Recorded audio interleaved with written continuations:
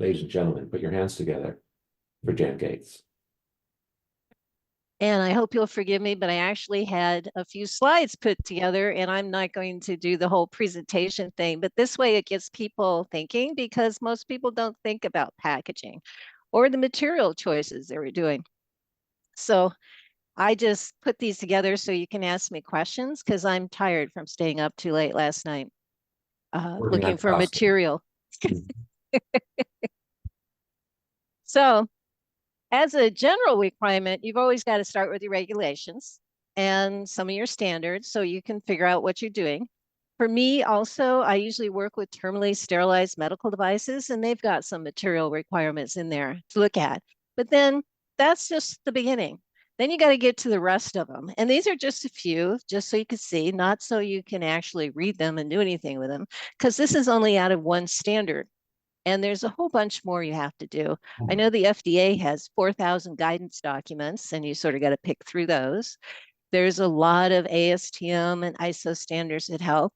There's also a whole bunch of other regulations that come through, depending upon what regulatory and commercial body you have to have. Because believe it or not, there are commercial bodies like over here. My pointer is not working. Sorry. IATA, DOT. This is how you can actually ship this by air. You've got the Federal Trade Commission in the US that's telling you things you have to do. There's also barcode standards, which is the GS1. So you've got to have an idea of all of these different pieces so you can make sure your materials work. So what does that mean? It means you've got to have a lot of experience to actually get through all your standards the way, or the requirements that you need. So in, FDA, EU expectations that sometimes they don't actually tell you about, you find out about through auditors and other contacts you have. So what do? I just use these rules when I'm trying to pick materials. Just make it as small as possible. Only use one layer wherever possible, even though laminates usually work better for you, because putting different types of materials together for different properties is actually stronger than if you had them by themselves.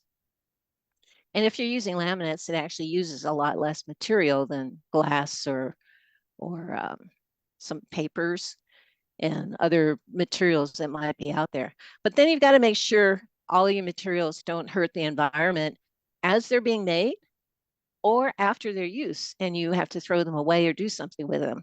That's why polystyrene is being looked at as something that people don't want to use, because it's made from a monomer that's very carcinogenic and can hurt the people that are actually making the stuff.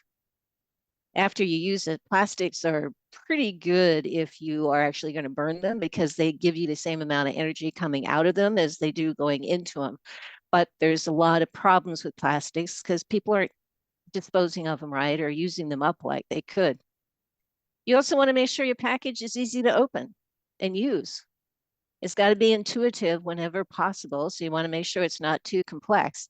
Unfortunately, what ends up happening when you're doing that is the final end user can use it, but the people trying to set it up and make it usable for them actually end up having problems too. So you've got to watch your production line and make sure you're not hurting your workers.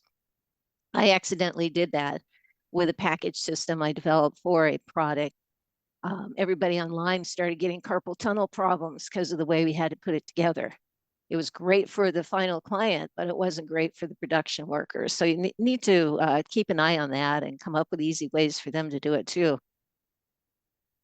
I always test the product for a year longer than the product I always test the packaging for a year longer than the product, because people always end up wanting to extend the product, and then you don't want to have to do all your shelf life testing again. So it's easy to test your product longer if you can get people to let you do it. You got to find out your expected sales quantities. I had a company once that was all excited because they had this $3 million product that was going out and doing things, and they were talking about how it was going to make so much money for the company because it was a small company. And as they were talking, I finally said, wait a minute, how many of these bottles are you selling in a year? And they said 5.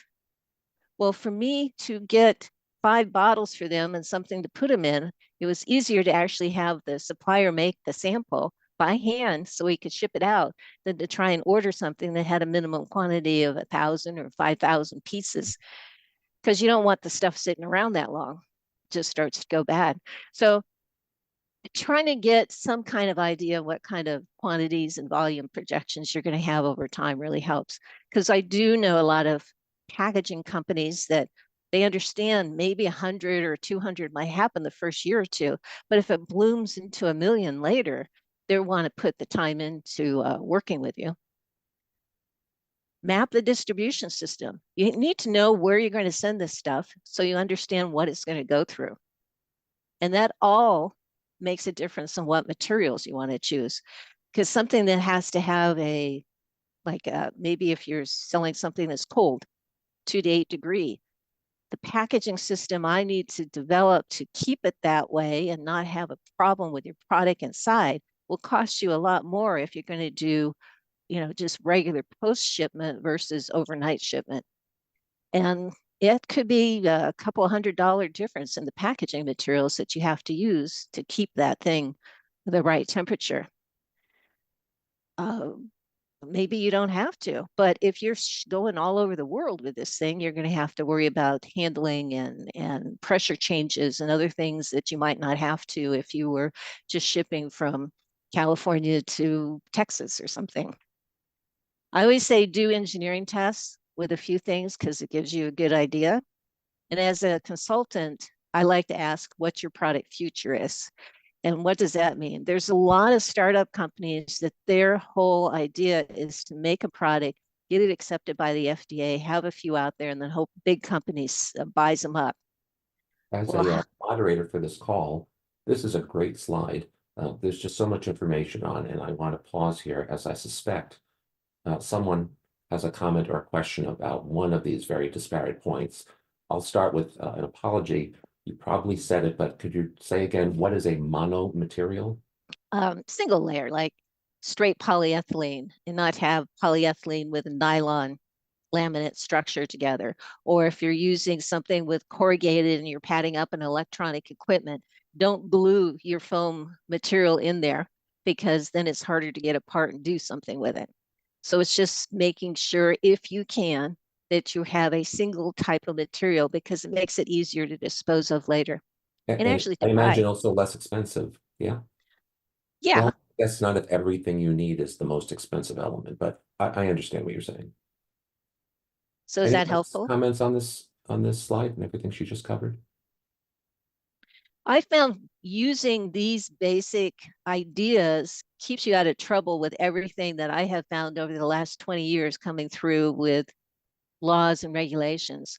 I actually have a slide. Well, I don't have a slide. I have a form that I can show you later that asks suppliers to tell me about every single piece of packaging material being used, because somewhere along the line, especially if you're selling in Europe, somebody's going to ask you, what are you using and how much are you using?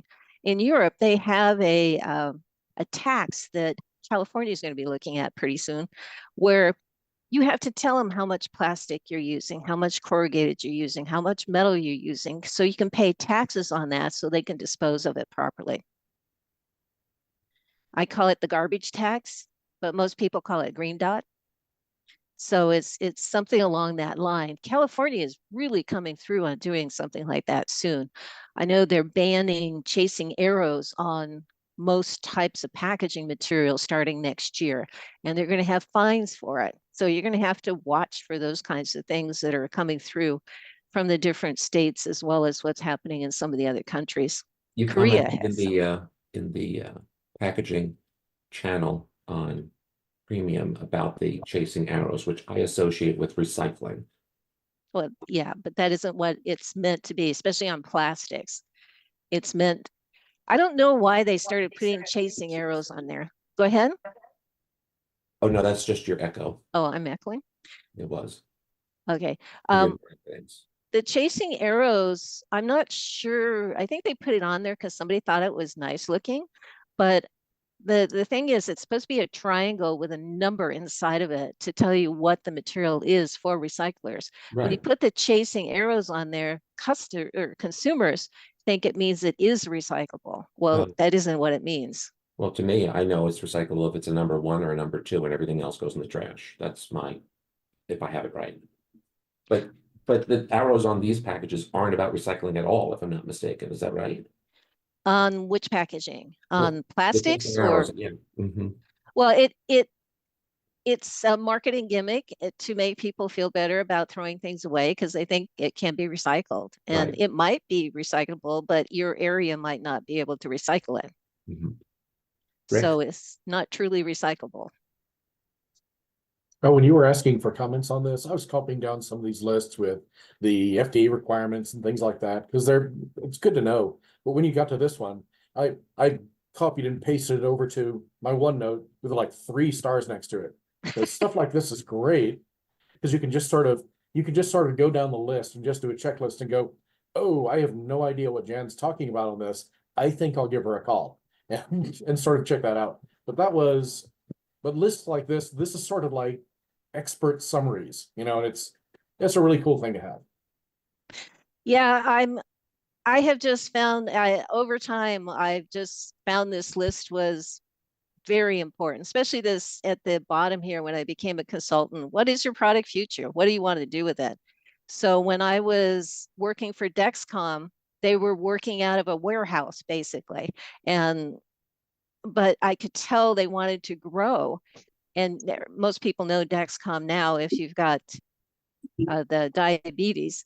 And they have just exploded. They've got 25 packaging engineers now. And when I started, I was the only one they had. And I sat there trying to make sure that their future products were packaged in a way that made sense. And if you're one that's a person that's just trying to get it on the market so somebody's going to buy you, you generally spend a lot more on the packaging than you need to, which is okay. It's because it looks flashier. And then it's something that's practical that actually is as inexpensive as possible, but still meets all these other requirements on keeping the environment safe and making it easy to open. Jan, would you be willing to share these slides with us? Because this is really awesome. And another thing for packaging I learned this week is around fonts. Like if you're using a font, a custom font, you have to buy the commercial license for you to sell. And it's actually quite expensive. And it's something one of my clients didn't know and just found out this last week. What are you talking about? I'm sorry. Fonts, when you're actually doing your fonts on your packaging. Oh, your fonts? I thought I misheard you.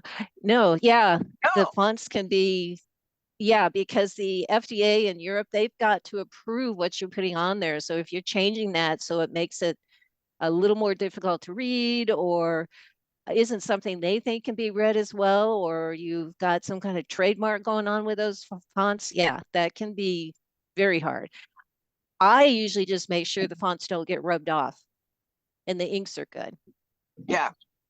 So well, I just bring it up because it's something that just hit us this week, and I found it very surprising. I was like, wow, I didn't really know it was that expensive to even pick a font. Oh yeah, well, and that's the thing too that always worries me. I'm driving. I'm going to go back on him. Okay, thank you. The was a little hard to understand you, but I have found that when they're these small companies that are making themselves available for sale to a bigger company, which is sort of what they plan for their future, they don't realize how difficult and expensive it is to change the packaging too, especially if you've got more than one thing going on. I've got when I was working with leads for pacemakers, those are the things that go in your heart and attaches everything. So you can get the electrical shock into your heart and it plugs into a little pacemaker or pulse generator of some type they put under your skin. I found a way to make every package they had $5 cheaper, which you would think would be nice. But when they looked at how much money they would save going $5 a box cheaper versus how much it costs to change all the licenses in all the countries that they were actually selling in, it wasn't worth the price. So to me, you've also got to make it as inexpensive as possible when you first start. And because as you spread out, you might not be able to change your whole packaging system. Michelle? So, Jan, I just want to reinforce your rule number. Well, they're not numbered, but the one that tests the package for expiry 1 year more than the product expiry. Because I can't tell, sorry, it wants me to lower my hand. I can't tell you how many times I've had arguments with customers because they just can't stand waiting on the either the accelerated or the real-time aging to do it properly, and they're always trying to cut corners on the aging studies.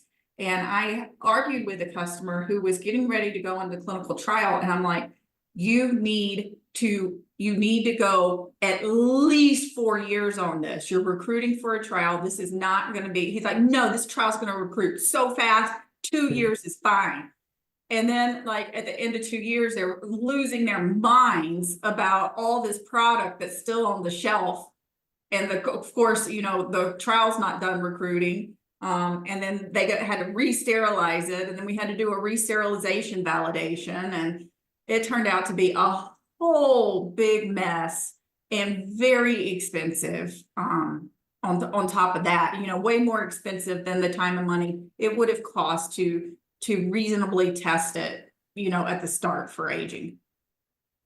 Yeah, and especially with package testing, it's so much cheaper than a product test too, that working through that gets it gets a little strange, but it is hard because people think they can save money if they cut back on that kind of stuff. Accelerated aging, real-time aging, the packaging versus the other, and it doesn't. It costs you more money in the long run. So I always say, try and map your distribution. You got to have an idea where you're going to ship something.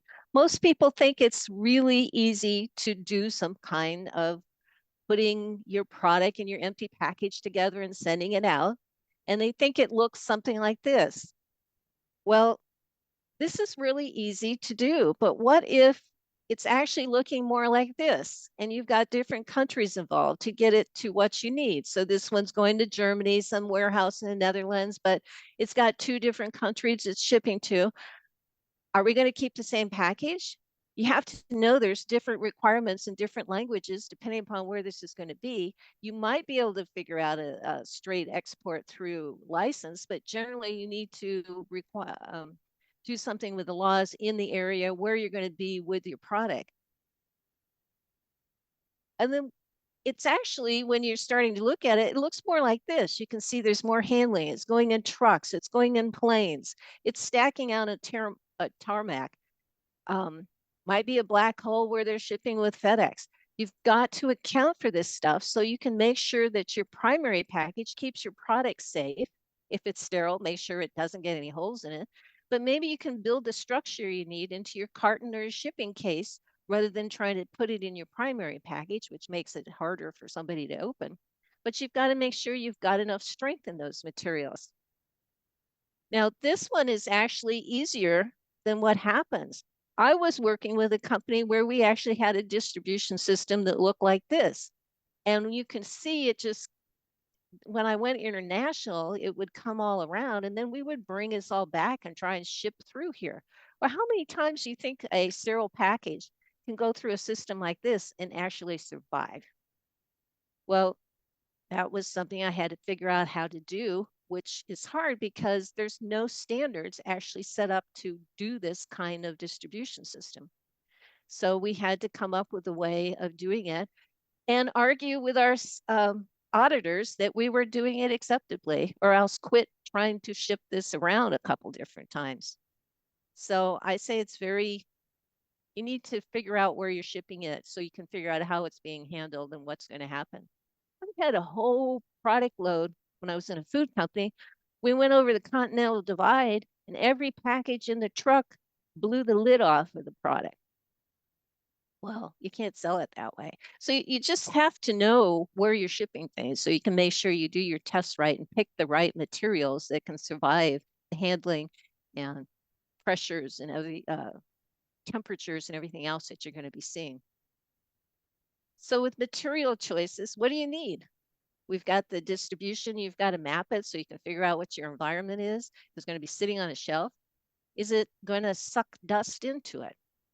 That was something when I worked in foods, we had to worry about products sitting on a shelf and dust or dirt falling on it. Is it going to shed that stuff, or is it going to actually attract it and cause some issues? If you got electronics, do we have static electricity that's going to kill you off with different things? You can get static in medical devices that are trying to hold fluid to push them through. Somebody was going to say something?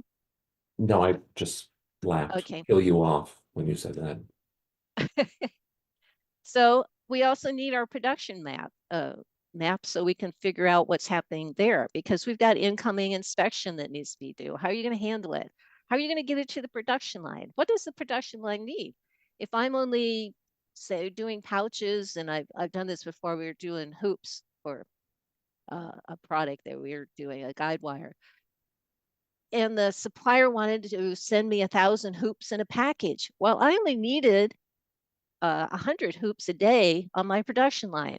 I'm not going to send in 1,000 hoops that they're going to dig out 100 for, and then possibly contaminate all the rest with dust and dirt or dropping them or something. So I had to make sure my packages were set up for, well, they always use more than 100, so maybe 150 hoops at a time to go into production so they could actually use it and not contaminate what's going on there. And what is your room going to be like? You don't want corrugated in a clean room because it sheds so much particles, it can get on your stuff. So you've got to understand where all those pieces are going. You've got material quality that you have to worry about. You really need to find a supplier that understands medical packaging. It's going to cost you more, but they understand the requirements and actually make sure it all happens right. It's so easy to fill out paperwork and actually not do it right on the production line. So medical device packaging suppliers are really the people that you need to work with. They generally can help you, but you have to be careful. It's always that thing that I liked, and I always get it messed up, where if all you've got is a hammer to use, everything looks like a nail. Mm-hmm. And suppliers can be that way for you too. So you have to make sure you're working with people that can actually say, maybe you want to try something else. And I always go back to the people that do that. Incoming receiving. And that can be a little bit difficult too, because your people have to measure the same as the supplier, so you don't start rejecting things that are actually good. And you want to make sure you have the correct packaging. I was in a company once that didn't inspect their corrugated. So I went out and got a case, opened it up and tried to put the cartons in that needed to go in there. And the case was so out of square, I couldn't fit the cartons in. And that's because they didn't even look at their corrugated, because they think, oh, anybody can make it. Well, anybody can make it, but making it correctly so it's actually usable and supports your product the way you have, you need to look at it, because even your best supplier is going to make a mistake once in a while. And then you get into performance testing. You need to understand what you need to do. And that's why I say map out your production as well as your distribution, because you want to make sure you understand what your worst case situation is. And then figure out what kind of testing you want to do. There's other things you might want to do. Right now, mixed loads is a big thing. So if you're shipping a whole bunch of different types of products out at the same time, how do you validate that that actually gets to your customer correctly? And then where are your shipping lanes? And this is the points you have to look at for performance testing. Like I was talking about with shock vibration. And that's one of the things, especially when I work with people that need to use pouches. They always want to go with a PET polylaminate for their structure, whether it's got tieback or not. Well, PET punctures really easy. Nylon, instead of PET on a pouch, doesn't puncture as easily. And it does cost more, but it's like pennies. And if you're talking about a device that's $10 or $20,000, what difference does a couple pennies make when you're ensuring you're not going to get a puncture? So different things like that. You have to learn about your materials and understand, and try not to go with the cheapest out there, but you don't necessarily have to go with the most expensive either. And this is just the performance test that most people do. Yes? So Jan, can you guys hear me better now? I'm parked right now. Mhm. Another thing that I just literally just happened to me is you have to also have to really control your distributor. We spent the time in design control validating the boxes that they were going to ship our product with for direct customer. When we did our very first run of sampling, our regulatory person was on the list. She got the packaging and it was not our validated packaging. We had to issue an NCR. So you really have to make sure you're considering all your distributors because they have generic packaging, and make sure you've covered that in your validation. Yeah, I had a customer last year where they had 2 different distributors and they didn't realize they were using different boxes and they wanted to validate their product. And then we found out that they would ship the products. So I ended up, they told me they had 1 box and they had 20 different kits in that box. And I had to figure out what was worst case, because I wasn't going to test 20 different kits. But then they had 7 different boxes because of these 2 different distributors. And it was interesting trying to come up with a way to test that to keep the cost down. And they couldn't figure out why it was so hard, just because they had 1 box. They didn't understand 20 different kits in that box meant you had 20 different things you needed to validate. And then when they had 7 different boxes, and they might ship different kits in the boxes. It was difficult to figure out how to do that. Because while we're figuring out with all the mapping, we've got to look at the materials and sample sizes, understand the math and different pieces behind it to make sure we're actually optimizing what kind of packaging system you might need. And I was just playing around. I just pulled a few things out that I use a lot with Edge Crush on corrugated. I always get back to corrugated because it is a big structural content of your packaging to keep your product from crushing and having other issues. So, and then you've got your statistical sampling that you've got to understand through your risk assessments and what people can handle, and get all these different pieces pulled together. And then you start going into your validations I was just talking about, because we have these pieces coming through and you have to make sure you get your design and development done and documented, because they want to know you've actually considered other options once in a while. And then what kind of qualifications you might have done for your validation. And then you've got to monitor it to make sure nothing's going wrong. So there's a lot that goes behind it. There are some good packaging schools out there. These are the top 10 that I know about. But when you're getting a person right out of school, they don't actually know how to pull all these things together. They're good at making sure you're doing a test and stuff, but they don't. I've had to learn the hard way on a lot of this kind of stuff, on mapping and really understanding what you're doing to make sure it all works. And it just takes a while. They're starting to learn this more and more. We actually have groups of packaging engineers that are trying to train people. So if you go into MDM, there's a class that's actually going to happen for packaging engineers there. It's a 12-hour class, and we got different experts in different areas of packaging to talk to them about medical device stuff and hopefully not scare them away, and make sure they can do devices well when they're doing their packaging. And I wanted us to talk more, so That will be a challenge. Well, I'll have us focus on the faces here. Ginger, you have your hand raised, and so does Mark, and so does Eddie. But Mark was first, so Mark, go ahead. Hi, Jan.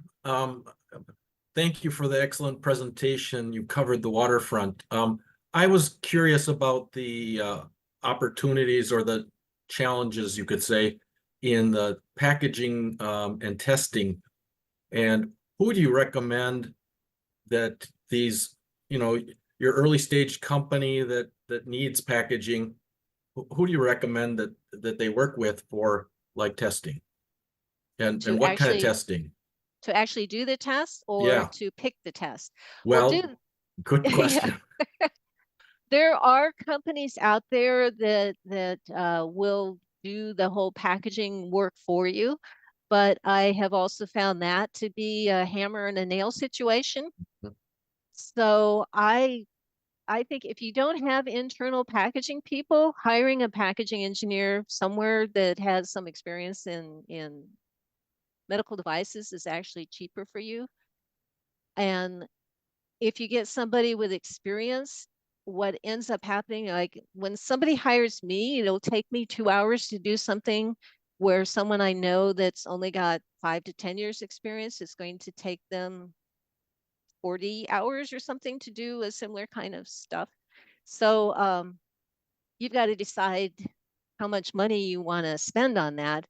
And then there are packaging test labs in all various different places around the US.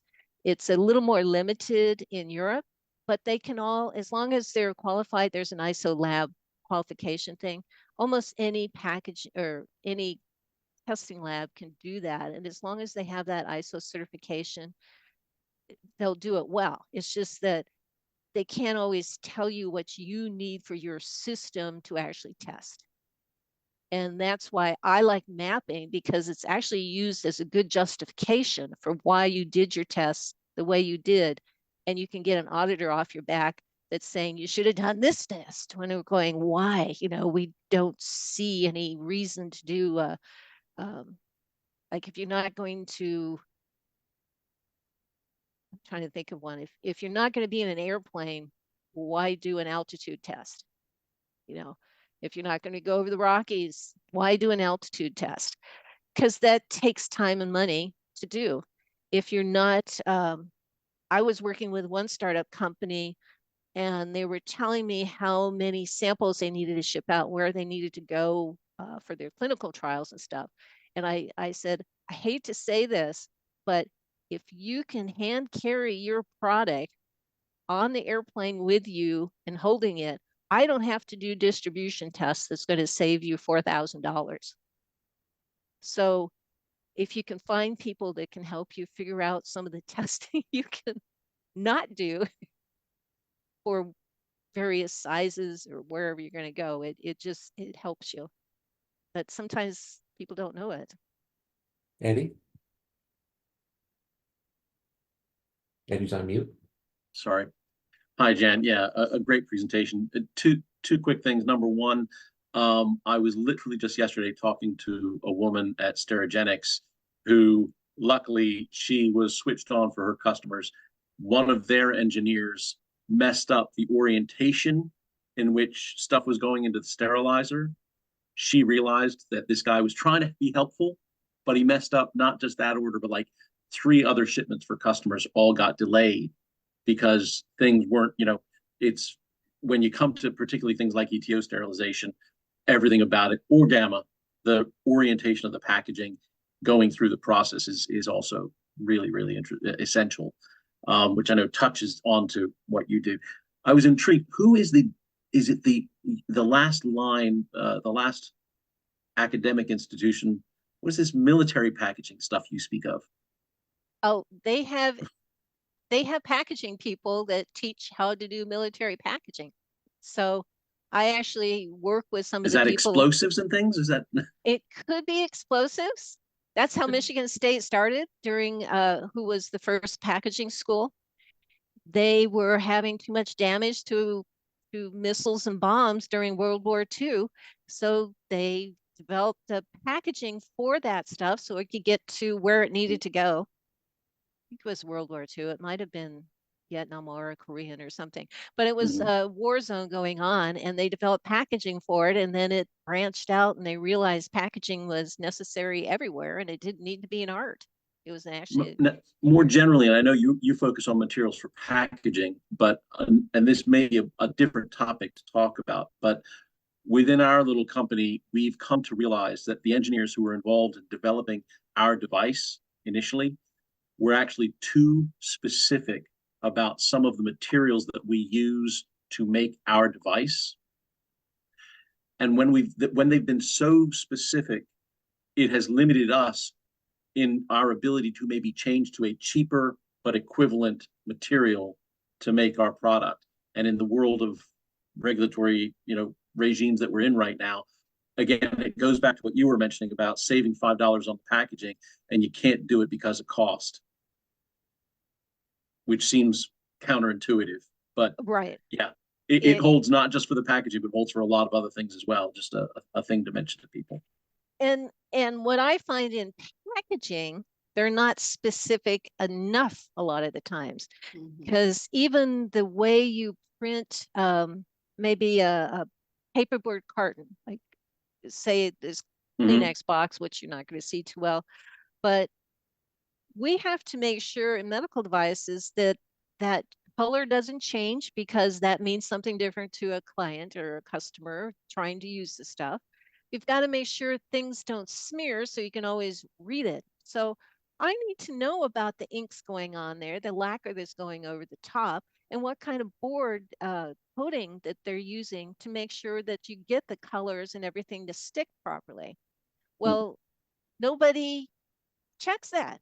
I had a carton once where they used all the right inks and the lacquer, but they did a 2-pass system instead of a 1-pass system. And because of the way everything worked with trying to dry it, the labels all fell off that we had to put on there. And that was because we didn't say 1-pass process. And that was I think it was an $1,100 item that we had thousands of them out there that all the labels were falling off. So you have to consider some of those things too.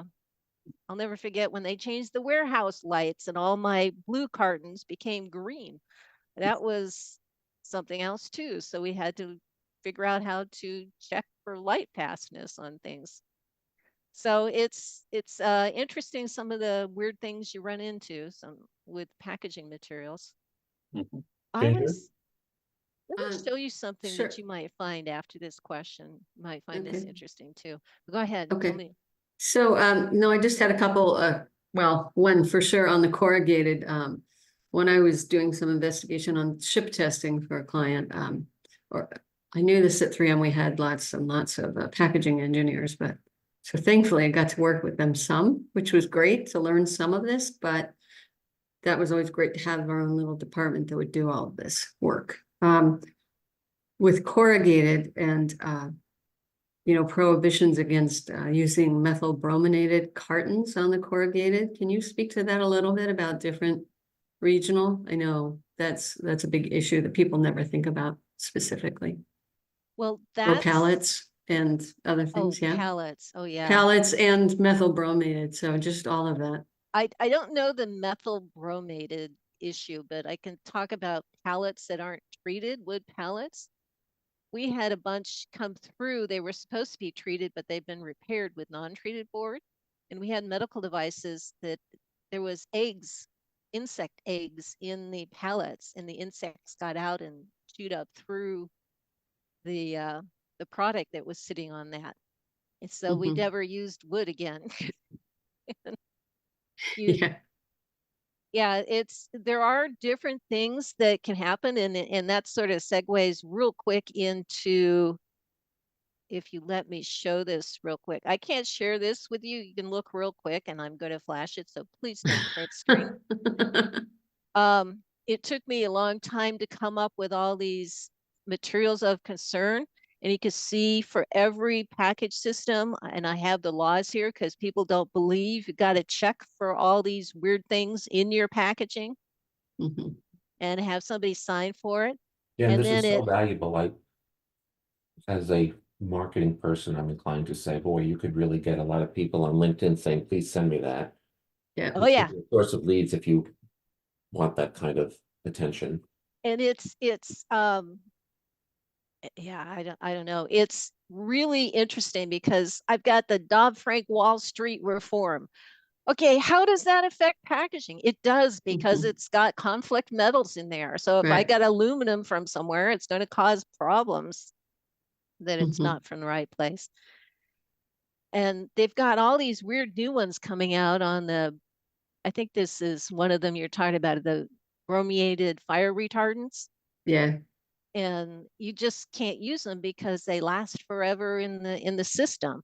They used to use chlorine bleach in white paper. Now we need Mhm. to make sure they're using chlorine-free bleaching agents for all their paper. So there's a lot of things out there, and then trying to get all these things lined up and what means what. I mean, if you look at Konag and Roja, they're the same, but if you look at Prop 65 from California versus the REACH stuff from Europe, they're different. So, or even just safety features you've got to put on product, which is, tamper evident features and some of the UDIs that have to be done, unique device identifiers and stuff. There's a difference in the way Europe wants to do safety features versus the US. Well, the US likes it on a lot of things. It's not always required unless it's over the counter. But in Europe, they have a list that you have to go through. And if you have a product in the US that has a tamper evident, but it's not on the European list, you can't sell that product in Europe or the other way around. So you've got to look at all these weird little packaging things, like Saudi Arabia likes holograms for indicating products are good. Well, it doesn't really make a difference most places, but you got to put that on in Saudi Arabia. So it's sort of weird, some of those things. And that's just packaging. They've got that when you start getting into graphics and text, it gets even more hairy. Sorry. I'm going to go on and on because I'm tired right now. So No, it's all good. And we're almost at the top of the hour. If no one has anything else. HF. Somebody asked what HF was on a slide. That's human factor testing. Next week, fan favorite Nick Anderson will be your host. We'll be talking about reimbursement, of course. He's calling it reimbursement 201 for you advanced students. And I believe I'll be able to at least kick off the call as I will be in Colombia, South America, in Cartagena. Muling drugs again, Joe. No, that's Medellin. That's my side. Oh, sorry. Cartagena is pure. It's butterflies, bunnies, and squirrels. You're thinking Medellin. I did have someone say, are you sure you're not going to be abducted? And I was like, I should be so lucky. What are you doing there? A holiday. What? Yeah. It's Jennifer will be 40 on Wednesday. So that's where she wanted to go for the salsa dancing and the carnival and the cooking class, and we're paying $400 to do something with drums. I don't. But she's very excited about the trip. So if I have internet access, I'll pipe in, but otherwise Nick is, as you well know, able to carry the day without my assist. So for Joe Hage and Joe Hage Enterprises, this has been Joe Hage. It's been my pleasure. Thank you, Jan. That pitch hit at 11 p.m. She's like, oh, okay. And she only happened to have a complete presentation ready, so that was convenient. I just pulled a few things from here and there. Very nice. You did that in the last 9 hours and slept. Thank you. I'll see you all at least in 2 weeks, perhaps next week as well. You know where to find me. Bye for now.